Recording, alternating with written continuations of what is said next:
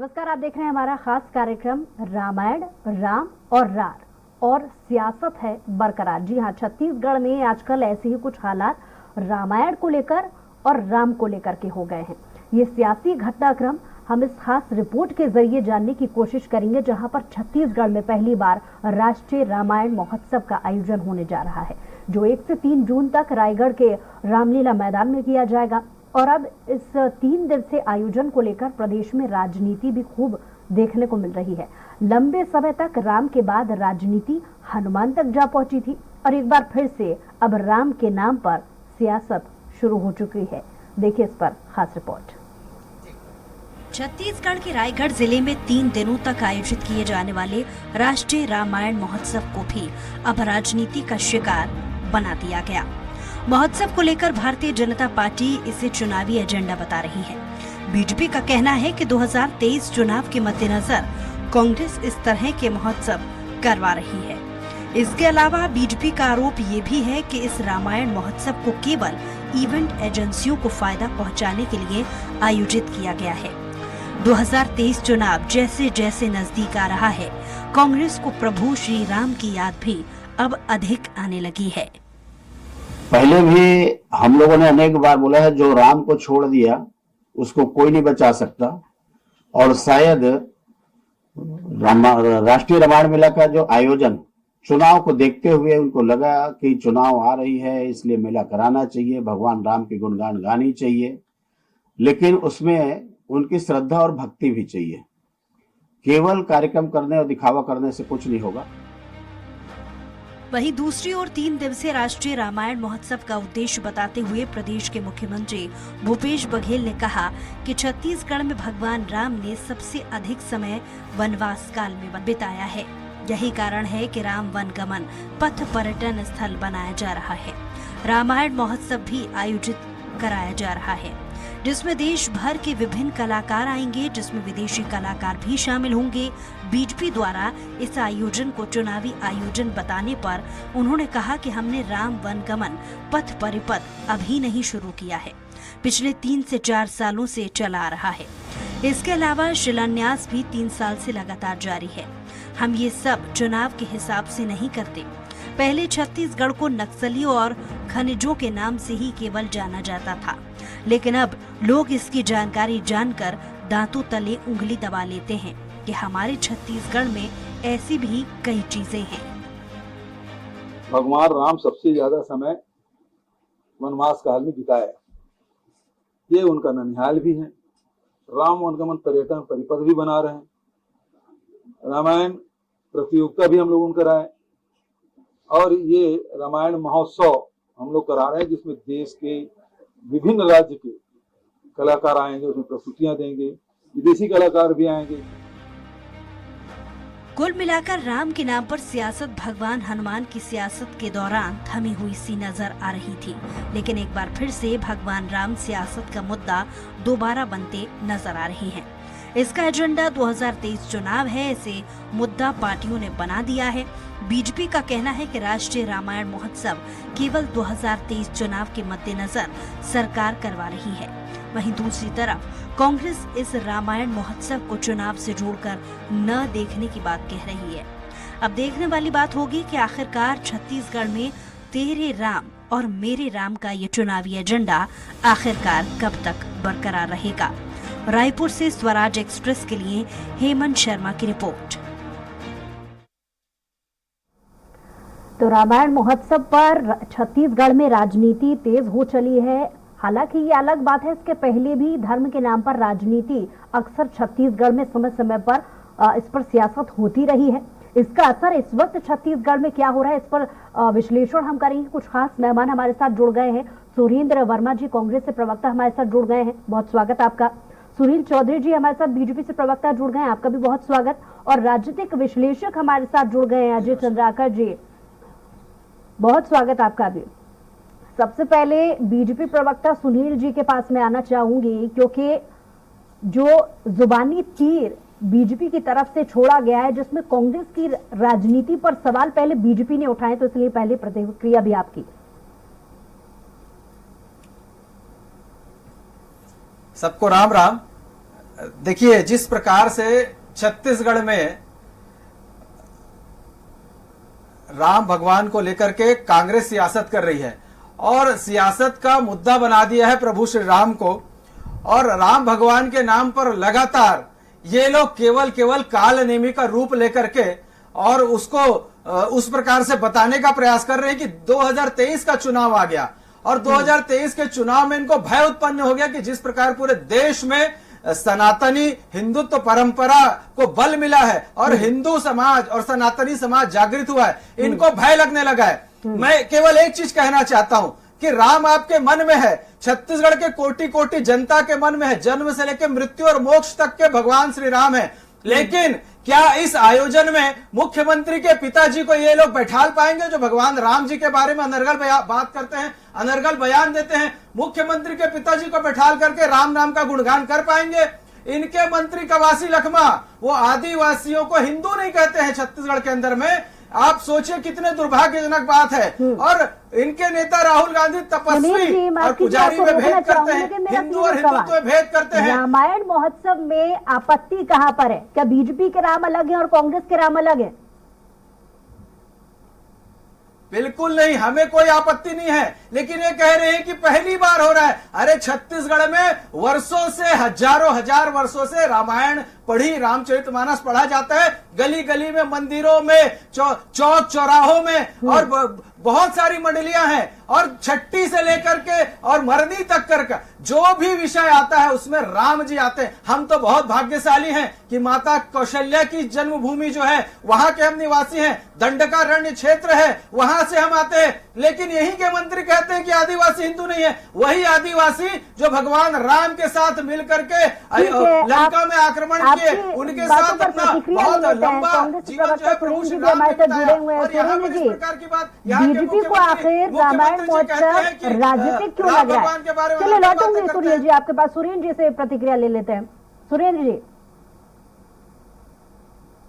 दूसरा जी, भारतीय जनता पार्टी के लिए राजनीति का विषय हो सकता है, लेकिन प्रभु श्री राम जी जो हैं छत्तीसगढ़ की संस्कृति में, छत्तीसगढ़ की परंपरा में, यहाँ की प्रथाओं में जीवित हैं। जिस प्रकार से कण-कण में यहाँ प्रभु श्री राम जी हैं, 75 स्थान चिन्हित किए गए हैं। और तुलसीदास जी का एक दोहा है, जाकी रही भावना जैसी प्रभु मूरत तिन देखी तैसी। तो ये कालनेमी के रूप में ये भाजपाई जिस हिंसक और उन्मादी की भूमिका में है, ये भगवान के नाम का नारा लगा के उन्माद फैलाए, ये कालनेमी के ही अनुयायी हो सकते हैं। 15 साल ये सरकार में रहे, राजधानी रायपुर से मात्र 27 किलोमीटर की दूरी पर माता कौशल्या का एकमात्र मंदिर है। बताया रमन सिंह जी कितने बार गए? 75 स्थल। छत्तीसगढ़ को बुसरा जी दंडकारण्य कहा जाता है, और जो अरण्य कांड है रामायण में, और यह माना जाता है कि अधिकांश समय वनवास का प्रभु श्री राम जी ने यही बिताया है। उत्तर में, उत्तर से दक्षिण तक उसके चिन्ह हर जगह विद्यमान है। उत्तर में कोरिया जिले में सीतामढ़ी हरचौका से लेकर दक्षिण में सुकमा जिले के रामाराम तक 75 स्थल है, जिसको पर्यटन सुविधा और जीर्णोद्धार का काम जो है भूपेश सरकार कर रही है। 8 जगह पर निर्माण कार्य पूरे हो चुके हैं। और इस प्रकार के आयोजन, आपको याद होगा रामलीला का आयोजन छत्तीसगढ़ की राजधानी में शहीद स्मारक में लगातार हो रहा है, ये पहली बार नहीं है। रामायण का आयोजन शिवरी नारायण और कौशल्या मंदिर में चंदखुरी में लगातार हो रहा है। तो भाजपा जब सरकार में होती है तब इनको याद नहीं आता। और अभी जो 2260 किलोमीटर का ये जो राम वनगमन पथ है बुसरा जी, उसमें 1400 किलोमीटर में वृक्षारोपण, फलदार वृक्ष लगाए गए हैं। और छत्तीसगढ़ की तो संस्कृति है, छत्तीसगढ़ का किसान जब अपना पैदावार लेता है, धान की फसल काटता है, तो एक पैमाना होता है बुसरा जी, जिसको काठा बोलते हैं। तो जब वो गिनती करता है तो वो एक नहीं बोलता, वो राम कहता है। राम से गिनती शुरू होती है। जब बच्चा पैदा होता है तब राम कहता है। रामायण का पाठ होता है घर में, मंडलियां बुलाई जाती है। और जिस प्रकार से दिन की शुरुआत भी राम राम से होती है और जीवन का अंत भी राम नाम सत्य से होता है, तो ये कालनेमी के अनुयायी, ये भाजपाई 15 साल सरकार में रहे, बताए कुछ क्या होगा। तो जी भी जुड़े हुए हैं।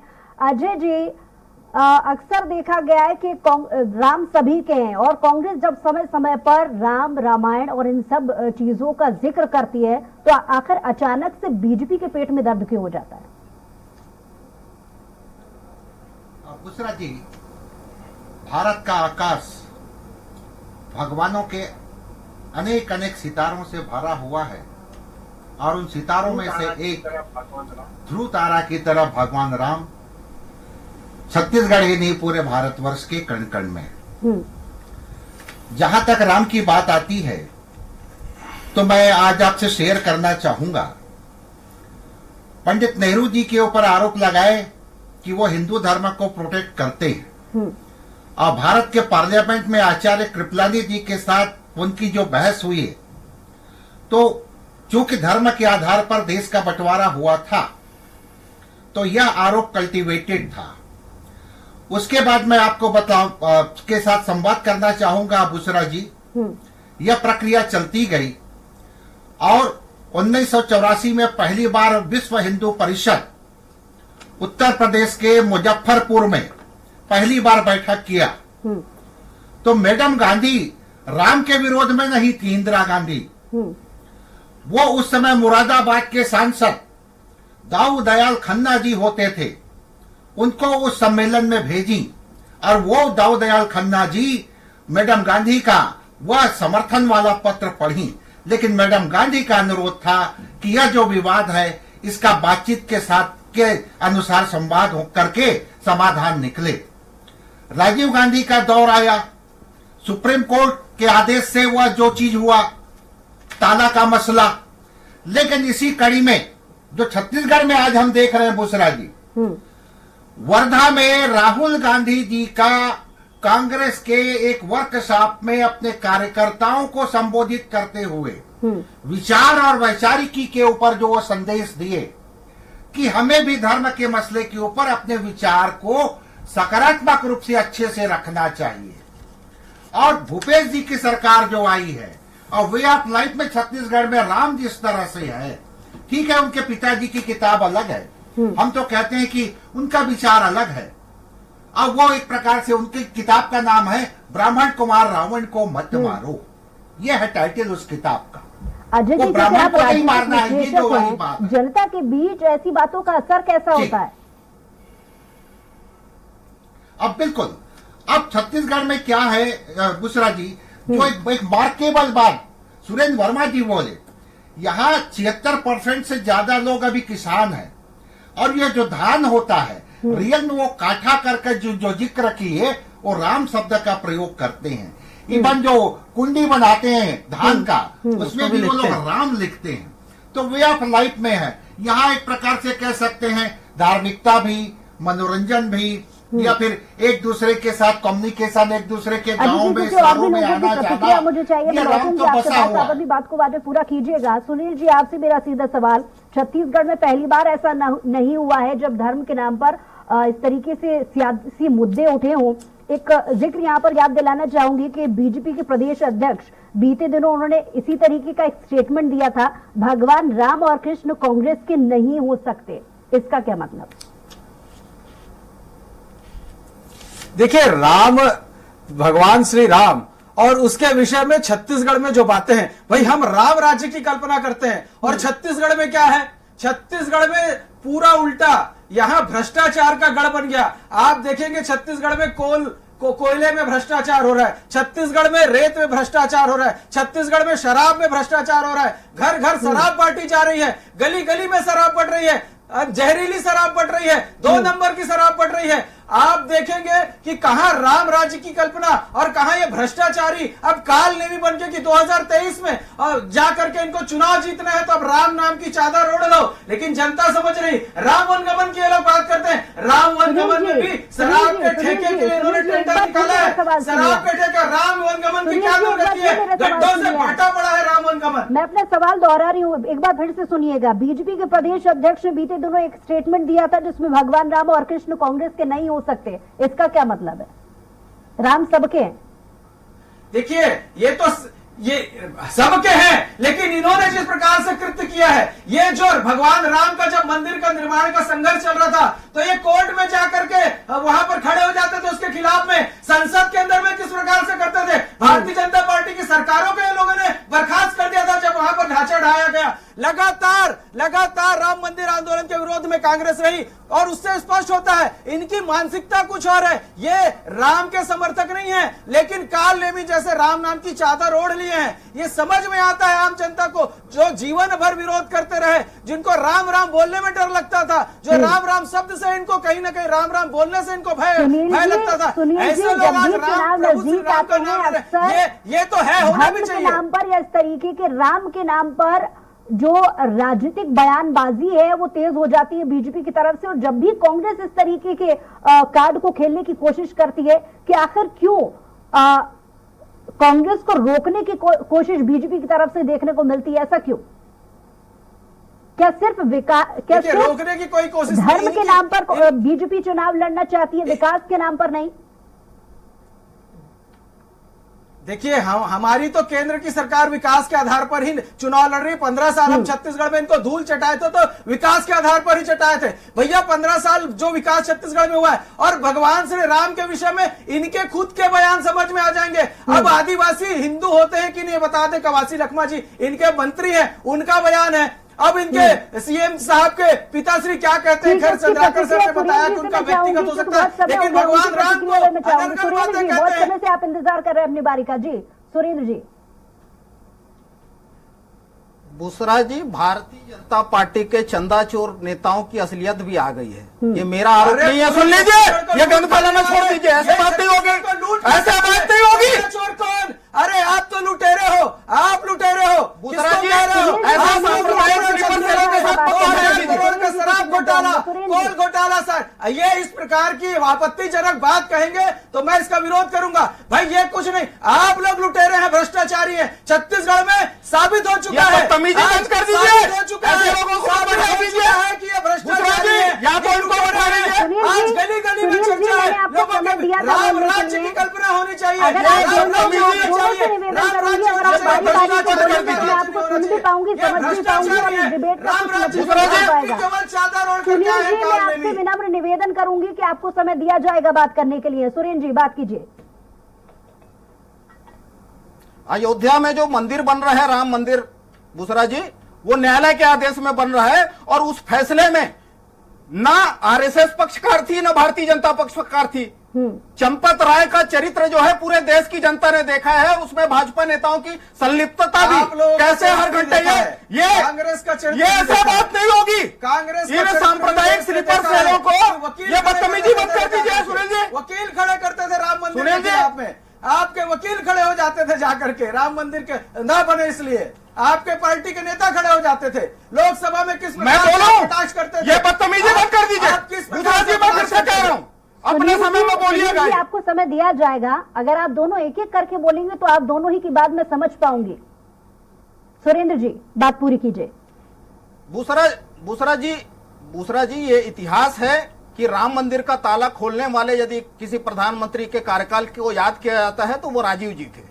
1990 से 94 के बीच ये विश्व हिंदू परिषद का आरोप है, जो चंदा राम मंदिर के नाम पर लिया गया, भारतीय जनता पार्टी के नेता उस पर चुनाव लड़े। और जो ये बार बार कहते हैं राम जी के अस्तित्व को नकारा है, तो ये अटल जी की सरकार थी। याद करें, जहाज रानी मंत्री टीआर बालू जी थे उस समय, सुब्रमण्यम स्वामी और उमा भारती जो भाजपा की नेता है, प्रेस वार्ता लेके अटल सरकार पर आरोप लगाया और उस कारण से ये एडम ब्रिज को तोड़ने का जो प्लान था वो अटल सरकार था। तो भारतीय जनता पार्टी के पाप भी सर्वविदित है और ये भी कह रहे थे आदिवासियों को हिंदू मानते हैं कि नहीं। ये भाजपाई छत्तीसगढ़ के आदिवासियों को वनवासी कहते हैं, ये इनका असली चरित्र है। और अरण्य कांड में तो बुसरा जी, अरण्य कांड में छत्तीसगढ़ के जो उसका में दंडकारण्य होता था उसकी विशेष महिमा है। और जो ये राष्ट्रीय रामायण महोत्सव पहली बार हो रहा है आयोजन, उसमें उसका विशेष वर्णन होगा, उसके रामायण मंडी के माध्यम से गायन भी होगा। और जिस प्रकार से 15 साल रमन राज में छत्तीसगढ़ की प्रथा, परंपरा, संस्कृति को ये भाजपा हिकायत भरी नजरों से देखा करते थे। आपकी पार्टी के द्वारा अक्सर ये स्टेटमेंट दिया गया है कि बीजेपी हर बार धर्म के नाम पर राजनीति इसलिए करती है क्योंकि विकास के नाम पर उसके पास कुछ भी नहीं है लड़ने के लिए चुनाव में। तो बार बार ये कांग्रेस कहती रही है, और क्योंकि छत्तीसगढ़ में पिछले चुनाव में हमने देखा कि काफी अच्छा कांग्रेस ने परफॉर्म किया और सरकार अपनी बनाई, विकास के दम पर नहीं लड़ पाई बीजेपी, ये कांग्रेस अक्सर कहती रही। कुछ गिना पाएंगे उससे जुड़ा कि क्या वजह है जो विकास में पीछे रही बीजेपी और हर बार धर्म के नाम पर लड़ने की कोशिश करती है? ये आप ही की पार्टी की तरफ से स्टेटमेंट है बार बार। बुसरा जी, ये नीति और नियत का मूल अंतर है। बहुत अच्छा सवाल आपने पूछा। मैं समझता हूं कि राजनीति में गांधी जी से बड़ा कोई राम भक्त नहीं हो सकता, जो नियमित रूप से रघुपति राघव राजा राम गाया करते थे। हर संध्या राम का भजन होता था और उनके अंतिम शब्द भी हे राम हुआ करते थे।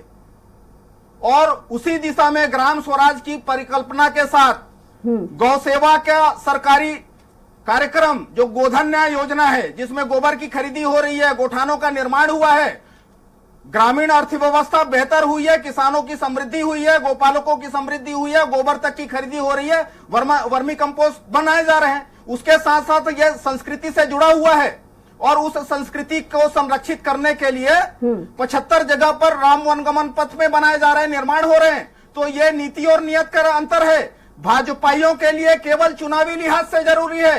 ये गाय, गोबर, गंगा जल और प्रभु श्री राम केवल चुनाव के वक्त याद आता है। ये संघियों को करोड़ों का अनुदान गौ सेवा के नाम पर देते रहे। सगुन गौशाला, मयूरी गौशाला, सेठ फूलचंद गौशाला में इन संघियों को 15 साल रमन राज में करोड़ों का अनुदान दिए और हड्डी चमड़ी के लालच में बिना चारा पानी के गाय मार दी जाती थी। आज छत्तीसगढ़ में गौ सेवा भी हो रही है, तो इन भाजपाइयों को पीड़ा हो रही है। बातों का जवाब दीजिए सुनील जी। बिल्कुल बिल्कुल, बहुत बहुत धन्यवाद, आपने मौका दिया। देखिए, ये बड़ी बड़ी बातें यहाँ पर कर रहे हैं। अभी हमारे प्रदेश अध्यक्ष जी ने एक गौठान यहाँ से 25 किलोमीटर दूर है, वहां जाकर के दिखाया, जहां पर इनके ऑन रिकॉर्ड लिखा हुआ है कि यहाँ 300 गाय हैं, एक गाय वहां देखने को नहीं मिली। गौठान के नाम पर इतना बड़ा घोटाला इस छत्तीसगढ़ में हुआ है और गोबर के नाम पर भी ये लोग घोटाला। भाई आप देखिए कि जो हमारे भावना जैसी उन पर घोटाला केवल घोटाला, गोबर का घोटाला, अरे ये केवल घोटाला है। और ये सुनील जी, सवाल यही तो है।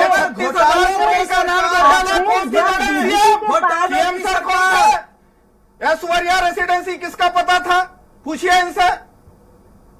सगुन गौशाला के मालिक कौन थे, चलाने वाले कौन थे? आप लोग मयूरी गौशाला और पैसे ये गायों को मारने वाले हत्यारे कौन लोग हैं? ये उन्माद फैलाने वाले, पूरे सरकार ये नफरत फैलाने वाले भाजपाई भगवान के नाम पर ये ऐसे उन्माद फैलाते हैं। कर्नाटक में जनता ने करारा तमाचा दिया है। छत्तीसगढ़ में तो ये किसके पास जा रही है? शराब की दलाली किसके पास जा रही? सरकारीकरण करने वाले रमन सिंह थे। में इनके 4,500 करोड़ का प्रमाण के साथ आरोप कल मिला है। 4,500 करोड़ का घोटाला रमन सिंह का, जिस आरोप में सिसोदिया गिरफ्तार किए गए। 15 साल केवल यही करते रहे। नान और धान, अगस्ता और पनामा, डीकेएस घोटाला, प्रियदर्शनी सहकारी बैंक घोटाला महसूस कर रहा है। तो इन भाजपाइयों को आदत हो गई है, इन भाजपाइयों को आदत हो गई है भगवान के नाम का चंदा खाने वाले। आखिरी प्रतिक्रिया अजय जी से मैं लेना चाहूंगी। अजय जी, बीजेपी कह रही है कि भगवान राम और कृष्ण कांग्रेस के नहीं हो सकते और कांग्रेस कह रही है कि विकास के मुद्दे ही नहीं है बीजेपी के पास, तो धर्म के नाम पर राजनीति करती है।